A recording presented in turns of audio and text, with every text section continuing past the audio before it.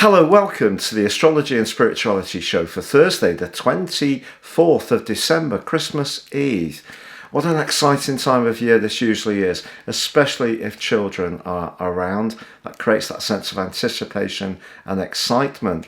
And today, Mercury, the planet of communication, is flashing in a really charismatic angle with Uranus, the planet of surprises, and also the moon makes its way into the earthy sign of Taurus, where Elisa has it in her natal horoscope. And what cards have you chosen today? Well, today we're using the Soul Purpose Oracle cards, and thinking about the three wise men, or, astrologers as they were, really starting to follow that star now, looking for the boy king. And of course, astronomers are saying that this is the first time for 800 years that we've had Venus, Saturn and Jupiter all together, which were the stars in the sky that were said to be where they continued to walk until they found the place of Christ. Yeah, so that's really exciting. So, we've got another repeat from an astronomical viewpoint. Astrologically, we still have Saturn and Jupiter together in Aquarius. Now, a few people have written to me and said, astrologers get it wrong again. It's in late Sagittarius. It's about to go into Capricorn. No, that's sidereal astrology, or, if you like, the precession of the equinox is taken into account. Western astrology works on the fixed quadrant system of the seasons, which begins on the spring equinox. So obviously this week we've entered the last of the four quadrants with the winter solstice. So they're wrong. It's a different form of looking at the sky that Western astrology uses. So yes, Jupiter and Saturn are together in Aquarius for the first time since 1405. Thanks for putting that right. Just to let our loving astronomers who absolutely love us astrologers with all their hearts. I'm absolutely bombarded with Christmas cards from them, but none of them have got any stamps on. And so the card that we picked for our soul purpose is word. Death. But look how bright and shiny this card is. It looks like a star in the sky. It says, I'm learning that endings are merely beginnings.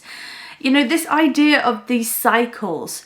I listened to something this week and it was saying that this guy had basically reached out and asked his guides what the meaning of life was, because he had a massive fear of passing on, basically. And one of the messages that he received back I thought was brilliant, and maybe not comforting at first, but the more I thought about it, the more I thought, well, that is quite comforting. The experience of life is to experience.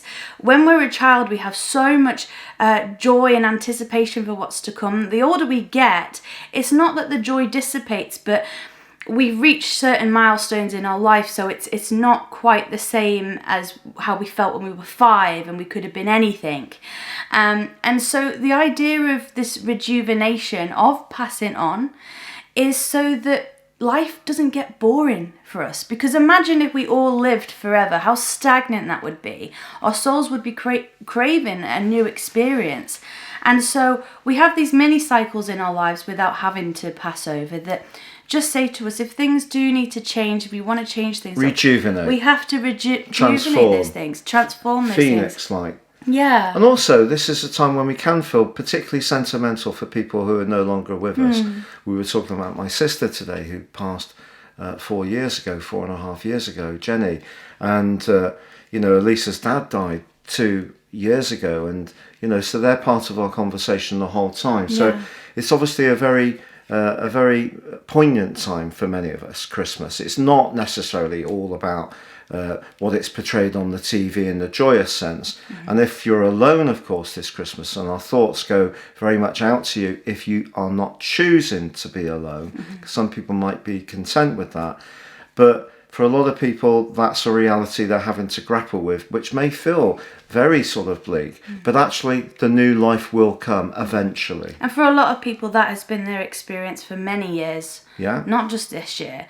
And so I think you know what it's like. I think it is a bit of that. And some I know people are saying that. That sounds maybe a bit harsh, but actually what this pandemic has done is perhaps for some people made them see life through a different viewpoint of what it's like for people who are alone, who can't travel. Because isolation is the biggest problem in society. It's kind of a wake-up call to all of us to consider all of us, Yeah, you know. which is very Aquarian, which is very Jupiter conjunct Saturn. Yeah. So have as best a Christmas Eve in these strange circumstances for many of us, but not all. If you're in certain parts of Australia and New Zealand, things are much freer, and I hope you're having a lovely sunny Christmas Eve. But from us both, please check out the free daily horoscope below and your free tarot reading. But for now, all best wishes, and from the A team it is Goodbye from me. and it's goodbye from her.